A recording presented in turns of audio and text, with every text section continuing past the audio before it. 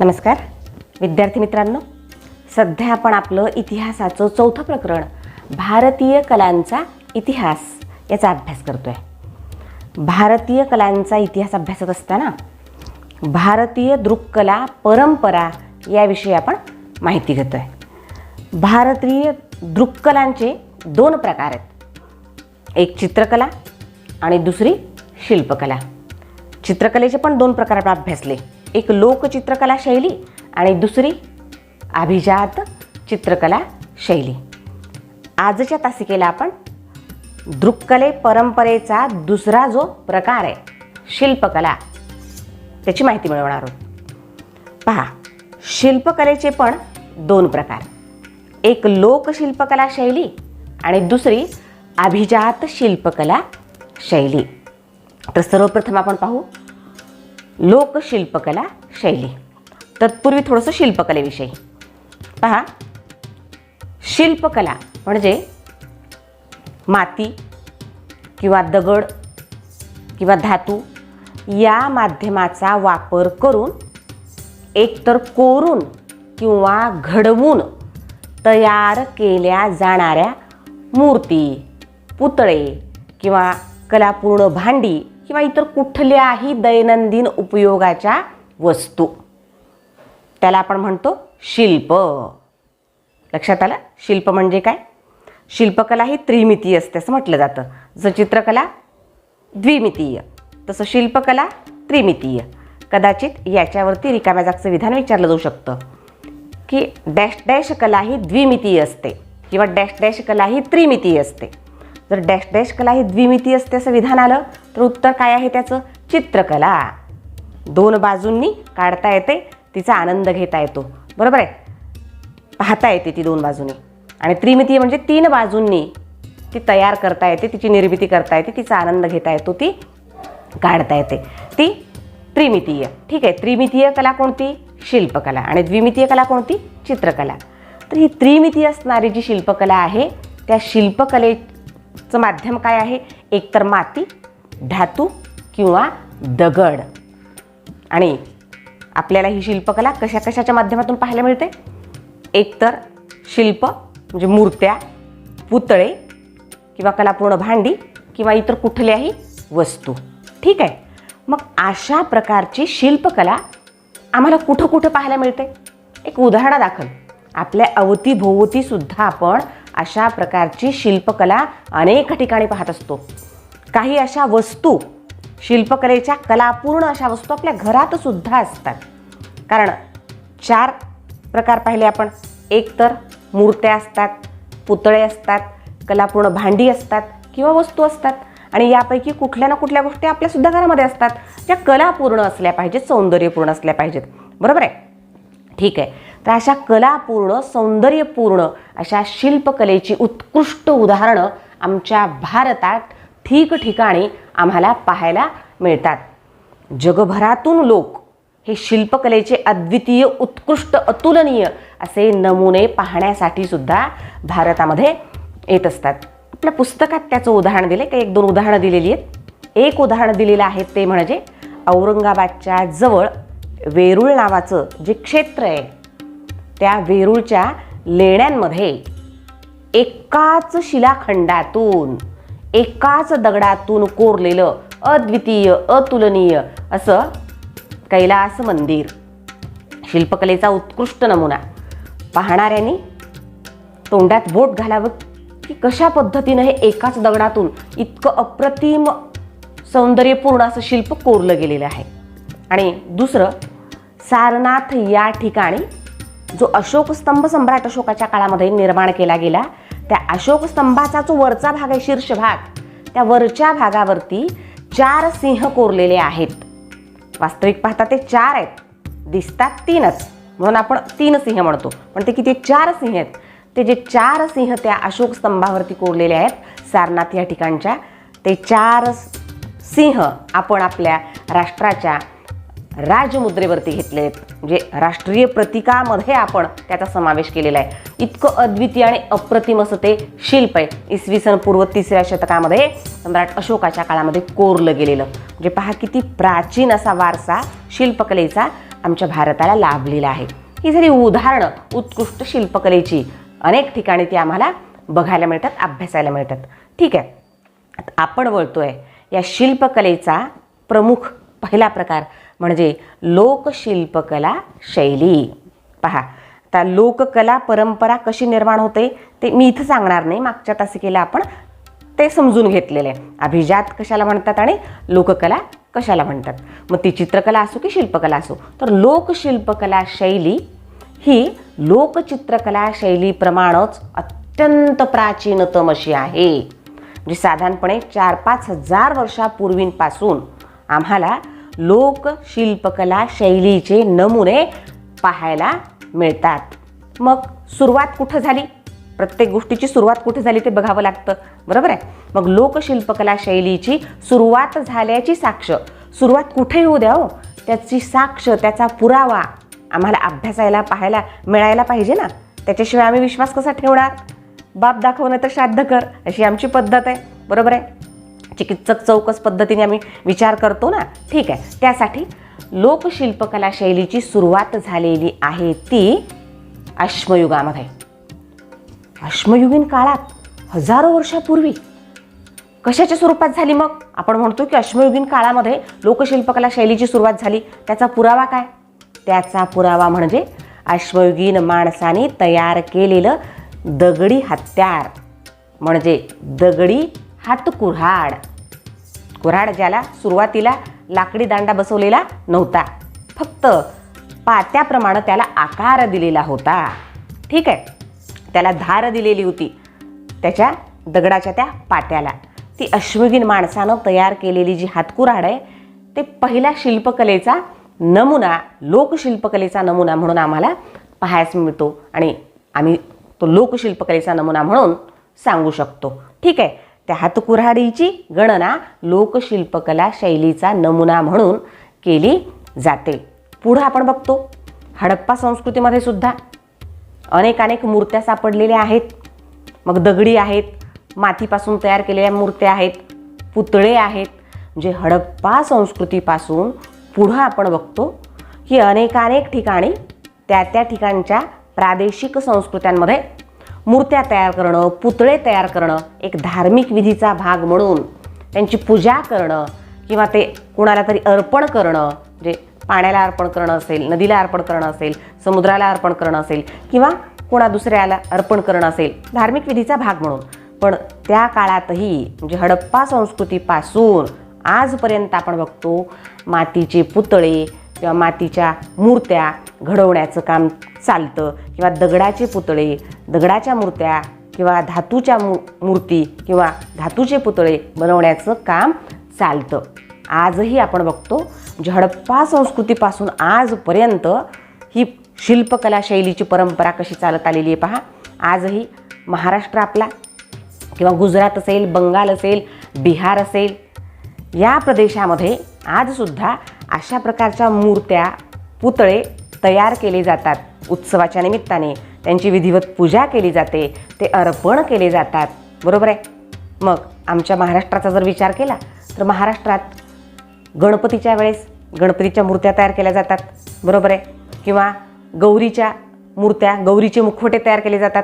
आपल्यापैकी बऱ्याच जणांकडं विशेषतः मराठवाड्यामध्ये लक्ष्मी बसवणं हा एक प्रकार असतो, बरोबर आहे. उभ्या लक्ष्म्या वगैरे तुम्ही कधी ऐकले असतील असे शब्द, किंवा कोणाच्या तुमच्या घरी उभ्या लक्ष्म्या बसवत पण असतील.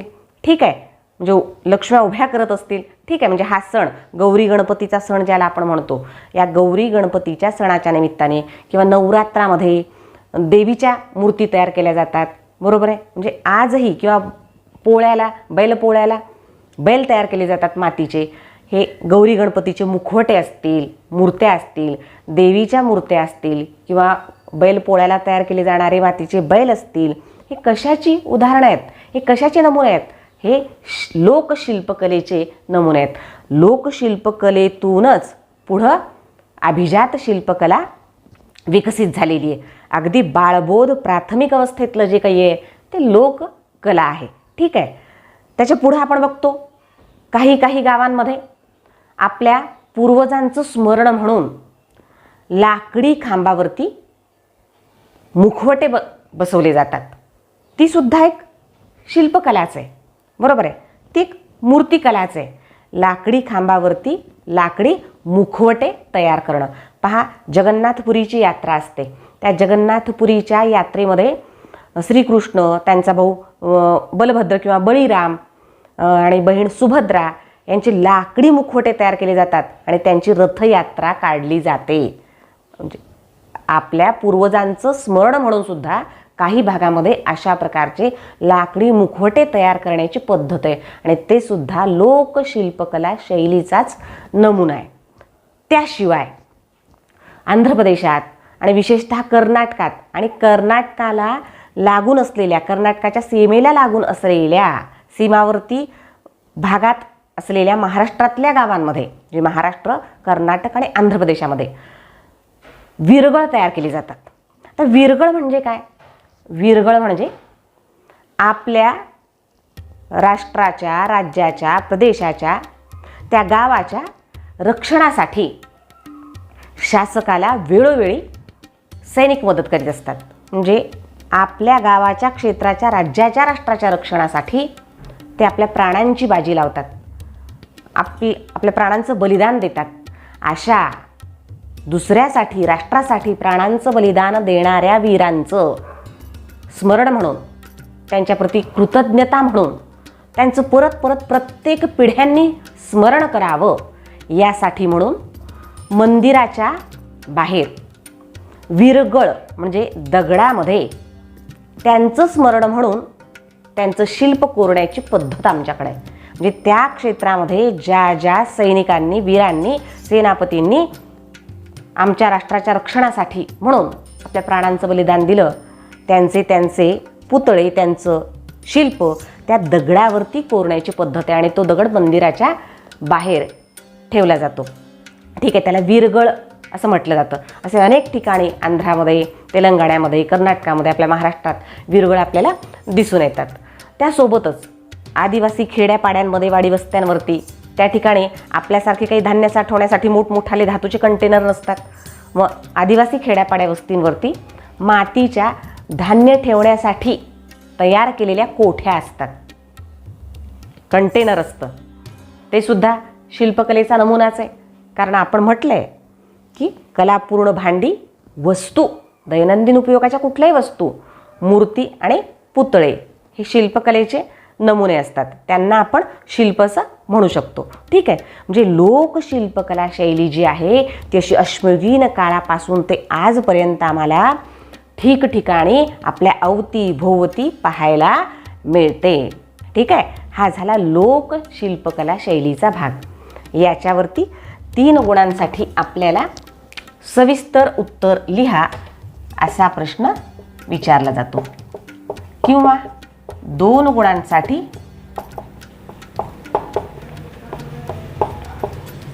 टिपा लिहा असाही प्रश्न विचारला जातो. ठीक आहे, आता आपण पुढे जाऊया. पुढचा प्रकार शिल्पकलेचा अभिजात शिल्पकला शैली. पहा, हडप्पा संस्कृतीमध्ये जे 3-4 हजार वर्षापूर्वी ही जी हडप्पा संस्कृती होती, त्या हडप्पा संस्कृतीमधल्या अनेक मुद्रा, नाणी याच्यावरती प्रतिमा कोरलेल्या आपल्याला दिसून येतात. आणि त्याशिवाय काही ब्रांझच्या म्हणजे कांस्याच्या मूर्तीसुद्धा, मातीच्या मूर्ती या हडप्पा संस्कृतीमध्ये जेव्हा उत्खनन करण्यात आलं त्यावेळेस सापडलेल्या आहेत. म्हणजे आमची ही जी शिल्पकला आहे ती परंपरा किती जुनी आहे, म्हणजे 5000 वर्षापूर्वीपासून आज तागायत ती सुरू आहे हे आम्हाला दिसून येतं. म्हणजे त्या परंपरेची साक्ष हडप्पा संस्कृतीमधल्या त्या मूर्ती, पुतळे आपल्याला देत असताना दिसतात. त्याच्या पुढं जर आपण गेलो तर विशेषतः सम्राट अशोकाचा काळ म्हणजे इसवी सन पूर्व 3ऱ्या शतकामध्ये दगडी शिल्पकाम खूप मोठ्या प्रमाणात झालं. मग अशोकाच्या काळात स्तंभालेख झालेले आहेत, किंवा स्तूपाचं बांधकाम करण्यात आलेलं आहे, किंवा प्रस्तराभिलेख आहेत त्याच्या काळातले, म्हणजे असे शिलालेख आहेत. अशोकाच्या काळामध्ये, सम्राट अशोकाचा काळ म्हणजे इसवी सन पूर्व 3रं शतक, 3ऱ्या शतकामध्ये मोठ्या प्रमाणात दगडांवरती शिल्प कोरण्याची पद्धत सुरू झाली. तिचा उदय झाला असं म्हणायला काही हरकत नाही. आणि त्याचं उदाहरण म्हणजे मध्य प्रदेशातलं सांची नावाचं ठिकाण आहे. त्या सांची या ठिकाणी अशोकाच्या काळामध्ये बांधला गेलेला खूप भव्य दिव्य असा एक स्तूप आहे. आणि त्या स्तूपावरती दगडी अशी शिल्प कोरण्यात आलेली आहेत आणि ती शिल्प अत्यंत देखणी आहेत. स्तूप बांधला गेला सम्राट अशोकाच्या काळात, पण त्याच्यावरती जी देखणी शिल्प आम्हाला बघायला मिळतात आजसुद्धा, ती देखणी शिल्प ही सम्राट अशोकाच्या पुढच्या काळामध्ये जे राजे गादीवरती आले मगधाच्या, त्यांच्या काळामध्ये ती कोरली गेली असावीत असं तज्ज्ञ मानतात. तसंच भारहूत या ठिकाणी सुद्धा स्तूप आहे असाच, आणि त्या भारहूत या ठिकाणी सुद्धा अत्यंत देखणी विलोभनीय अशी शिल्प, शेकडो शिल्प कोरण्यात आलेली आहेत. एकतर शिल्प कोरण्यात येतं, नाहीतर घडवण्यात येतं. बरोबर आहे. मातीपासून असेल, धातूपासून असेल तर ते जास्तीत जास्त घडवलं जातं, आणि जर दगडापासून असेल तर ते जास्तीत जास्त कोरलं जातं. ठीक आहे. म्हणजे अशी घडवलेली, कोरलेली अनेक शिल्प आम्हाला बघायला मिळतात. आणि आपल्याला माहिती आहे, सम्राट अशोकाच्या काळामध्ये बौद्ध धर्माचा खूप लांबपर्यंत, दूरपर्यंत भारताच्या बाहेरच्या देशांमध्ये प्रसार झाला. आणि ज्या ज्या देशामध्ये बौद्ध धर्माचा प्रसार झाला त्या त्या ठिकाणी बौद्ध धर्मियांचं प्रार्थनास्थळ म्हणून स्तूपांचं बांधकाम झालं. आणि ज्या देशामध्ये स्तूपांचं बांधकाम झालं, भव्य दिव्य असे स्तूप आणि त्याच्यावरती देखणी अशी शिल्प कोरली गेली. आणि अशाच भव्य दिव्य आणि देखण्या शिल्पाकृतींचा एक उत्कृष्ट नमुना म्हणजे इंडोनेशिया या देशातलं बोरोबुदूर या ठिकाणचा जो स्तूप आहे त्याचं उदाहरण म्हणून आपल्याला घेता येतं. आणि हे इतकं देखणं आणि इतकं भव्य दिव्य काम आहे या स्तूपाचं, बोरोबुदूरच्या स्तूपाचं, की जागतिक वारसा स्थळाच्या यादीमध्ये 1991मध्ये या बोरोबुदूरच्या स्तूपाला स्थान मिळालेलं आहे. साधारणपणे इसवी सनाच्या 9व्या शतकामध्ये बांधलं गेलेलं हे बोरोबुदूरच्या स्तूपाचं काम आहे असं मानलं जातं. पुढं आपण बघणार आहेत, हा झाला भाग अभिजात शिल्पकला शैलीचा. ठीक आहे. याच्यावरती सुद्धा 2 गुणांसाठी टिपा लिहा किंवा 3 गुणांसाठी सविस्तर उत्तर लिहा हा प्रश्न विचारला जाऊ शकतो. रिकाम्या जागेसाठी इंडोनेशियातील डॅश डॅश ठिकाणचा स्तूप हा जागतिक वारसा स्थळांच्या यादीमध्ये समाविष्ट करण्यात आलेला आहे असंही विचारलं जातं. ठीक आहे. पुढे जाऊया आपण. भारतातील मूर्तिविज्ञान. मूर्ती हा सुद्धा शिल्पकलेचाच एक भाग आहे. बरोबर आहे. मूर्तीच्या माध्यमातून शिल्पकला दिसून येते. मग हे जे मूर्तिविज्ञान आहे त्याची सुरुवात कशी झाली पहा. अफगाणिस्तानचा भाग आहे. पूर्वी हा अफगाणिस्तानचा भाग प्राचीन काळामध्ये भारतातच, भारतीय उपखंडातच समाविष्ट होता. मग हा जो अफगाणिस्तानचा भाग आहे, प्राचीन काळी त्याला गांधार असं संबोधलं जायचं. या गांधारच्या भागामध्ये विशेषतः अलेक्झांडरच्या आक्रमणानंतर एक वेगळीच शिल्पकला शैली उदयाला आली. म्हणजे ग्रीक आणि पर्शियन. पर्शियन म्हणजे इराणी. इराणचा जो भाग आहे, इराणला पर्शिया असं सुद्धा संबोधलं जातं. इराणी म्हणजेच पर्शियन आणि ग्रीक. ग्रीक आणि पर्शियन शिल्पकलेच्या मिश्रणातून या अफगाणिस्तानच्या भागात म्हणजेच पूर्वीच्या गांधारच्या भागामध्ये एक निराळीच शिल्पकला शैली, वैशिष्ट्यपूर्ण अशी शिल्पकला शैली उदयाला आली. तिला नाव काय प्राप्त झालं? गांधार शिल्पकला शैली. नाव काय प्राप्त झालं? गांधार शिल्पकला शैली. आता ही गांधार शिल्पकला शैली कोणत्या काळामध्ये अस्तित्वात आली? ही अस्तित्वात आली इसवी सन पूर्व 2ऱ्या शतकामध्ये. कारण इसवी सन पूर्व 4थ्या शतकामध्ये अलेक्झांडरचं भारतावरती आक्रमण झालेलं होतं आणि त्यानंतर मग त्यांच्या वेगवेगळ्या कलांचा प्रभाव हा भारतीय कलांवरही पडला आणि त्यातून एक मिश्र स्वरूपाची वेगळीच अशी सुंदर कलाशैली निर्माण झाली. मग ती चित्रकला असेल, शिल्पकला असेल, स्थापत्यकला असेल, आणखी कुठलीही कला असेल. ठीक आहे. त्याच्यानंतर मथुरा शिल्पकला शैली याचाही आपल्याला अभ्यास करावा लागतो. साधारणपणे इसवी सनाच्या 1ल्या ते 3ऱ्या शतकामध्ये. कधी? इसवी सनाच्या 1ल्या ते 3ऱ्या शतकामध्ये ही मथुरा शिल्पकला शैली अस्तित्वात आली. याच्यावरती 2 गुणांसाठी प्रश्न विचारला जाऊ शकतो. मथुरा शिल्पकला शैली 2 गुण. टिपा लिहा. ही मथुरा शिल्पकला शैली कोणत्या काळात म्हणाले मी? इसवी सनाचं पहिलं शतक ते इसवी सनाचं तिसरं शतक या काळामध्ये उदयाला आले. आता हिचं नावच मथुरा शिल्पकला शैली आहे. म्हणजेच उदय कुठं? मथुरेच्या भागात. आज जो मथुरेचा भाग आहे ना त्याच्या आसपासच्या भागामध्ये ही शिल्पकला शैली उदयाला आली. कोणाच्या काळात? इसवी सनाचं पहिलं शतक ते तिसरं शतक या काळामध्ये उदयाला आली. तो काळ कोणाचा होता? कुशाण राजवटीचा काळ होता. म्हणजे कुशाण काळात कुशाण वंशाचे राजे त्या क्षेत्रामध्ये त्या काळामध्ये राज्यकारभार करीत होते. त्यांच्या काळामध्ये मथुरा शिल्पकला शैली उदयाला आली. आपण पाहतोय भारतीय मूर्तिविज्ञान या शिल्पकलेचं वैशिष्ट्य म्हणजे मथुरा शिल्पकलेचं खूप सुंदर अशा मूर्ती या मथुरा शिल्पकला शैलीच्या माध्यमातून कलाकारांनी या काळामध्ये कोरलेल्या दिसून येतात. म्हणून तर असं म्हटलं जातं भारतीय मूर्तिविज्ञानाचा पाया. भारतीय मूर्तिविज्ञानाचा पाया कोणाच्या काळात घातला गेला? कुशाण काळामध्ये घातला गेला. भारतीय मूर्तिविज्ञानाचा पाया कुशाण काळामध्ये घातला गेला. जे मूर्ती मोठ्या प्रमाणामध्ये कोरण्याचं काम कुशाण काळामध्ये म्हणजे इसवी सनाच्या पहिल्या ते तिसऱ्या शतकामध्ये झालेलं आपल्याला दिसून येतं. म्हणजे सुरुवात तिथं झालेली आहे. पाया घालणं म्हणजे सुरुवात तिथं झालेली आहे. त्यानंतर मग पुढं तिचा विकास होत गेला. या मथुरा शिल्पकला शैलीचं आणखी एक वैशिष्ट्य म्हणजे कुशाण राजे जे होते त्यांनी ही जी शिल्पकला आहे म्हणजे या शिल्पकलेतून निर्माण झालेल्या ज्या मूर्त्या आहेत, ज्या प्रतिमा आहेत, मथुरा शिल्पकला पद्धतीच्या शैली म्हणजे पद्धती स्टाईल, मथुरा शिल्पकला पद्धतीच्या ज्या प्रतिमा आहेत त्या प्रतिमा आपल्या नाण्यांवरती कोरायला सुद्धा त्याने सुरुवात केलेली आपल्याला दिसून येते. म्हणजे अशी ही मथुरा शिल्पकला शैली कुशाण काळामध्ये इसवी सनाच्या पहिल्या ते तिसऱ्या शतकामध्ये उदयाला आली आणि भारतीय मूर्तिविज्ञानाचा पाया या मथुरा शिल्पकला शैलीने घातला.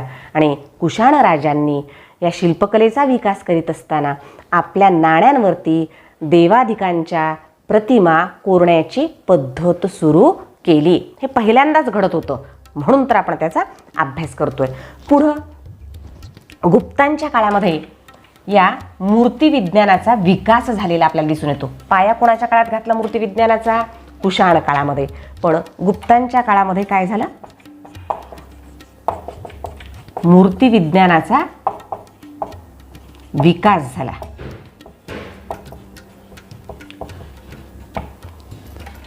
म्हणजे आणखीनच ही कला संपन्न झाली, समृद्ध झाली.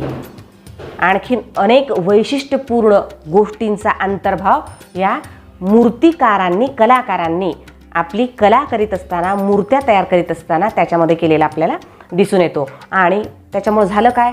शिल्पकलेचे मापदंड गुप्त काळामध्ये शिल्पकलेचे मापदंड ठरवण्यात आले. कारण अभिजात कलेमध्ये आपण बघितलेले प्रमाणित नियमांच्या चौकटीमध्ये बद्ध झालेली असते, बांधलेली असते अभिजात कला. आपण अभिजात मूर्तिविज्ञान, अभिजात शिल्पकला शैली पाहतोय ना, त्यामुळं नियम तयार केले गेले शिल्पकलेचे. की मथुरा शिल्पकला शैली म्हणतोय ना, तर ही वैशिष्ट्ये आहेत का तयार केल्या गेलेल्या मूर्तीमध्ये, पुतळ्यामध्ये, शिल्पामध्ये? तर ती मथुरा शिल्पकला शैली. गांधार शिल्पकला शैली म्हणतोय ना, गांधार शिल्पकला शैलीची ही वैशिष्ट्ये आहेत का या शिल्पामध्ये, मूर्तीमध्ये, पुतळ्यामध्ये? तर ती गांधार शिल्पकला शैली. तसे मापदंड म्हणजे नियम ठरवले गेले शिल्पकलेचे कोणाच्या काळात? गुप्तांच्या काळात. आणि पुढं गुप्तांच्याही पुढं, आता हा गुप्तांचा काळ हा उत्तर भारताच्या अनुषंगाने, पुढं 9वे ते 13वे शतक आणि दक्षिण भारतात चोळ राजांच्या काळात, चोळ राजे, चोळ हे घराण्याचं नाव आहे. या चोळ राजांच्या काळात 9वे ते 13वे शतक एवढ्या मोठ्या काळामध्ये कांस्य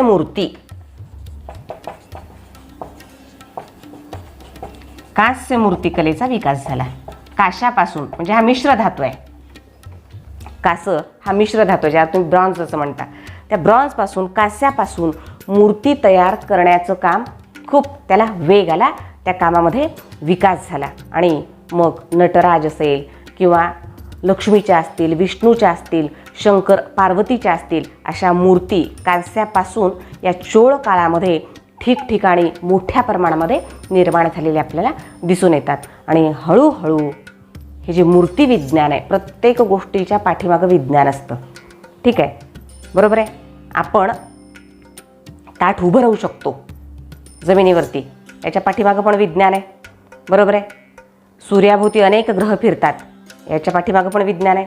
रात्रीनंतर दिवस, दिवसानंतर रात्र होते, याच्या पाठीमागं पण विज्ञान आहे. ऋतू बदलतात, याच्या पाठीमागं पण विज्ञान आहे. बरोबर आहे. प्रत्येक गोष्टीच्या पाठीमागं विज्ञान आहे. तसं मूर्ती ज्या तयार केल्या जातात त्याच्या पाठीमागं सुद्धा विज्ञान आहे.